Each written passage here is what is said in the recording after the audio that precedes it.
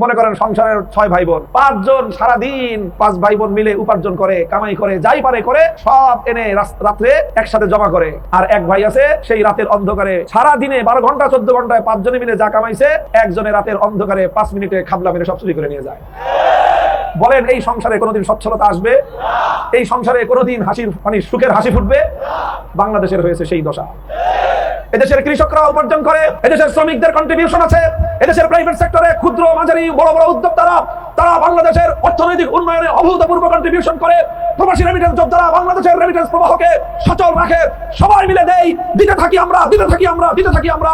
বছরের পর বছর চলে যায়, বাংলাদেশের ভাগ্যের পরিবর্তন হয় না, কারণ লুটেরা, দুর্নীতিবাদ, রাজনৈতিক আর আমলারা তারা লক্ষ লক্ষ কোটি টাকা পাচার করে বিদেশে বেগম পাড়া বানায়।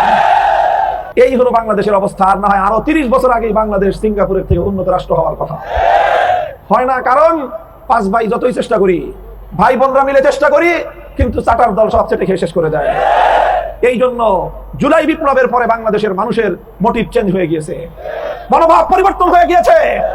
জুলাই বিপ্লবের পর বাংলাদেশের মানুষ দুঃসাহসী হয়ে উঠেছে।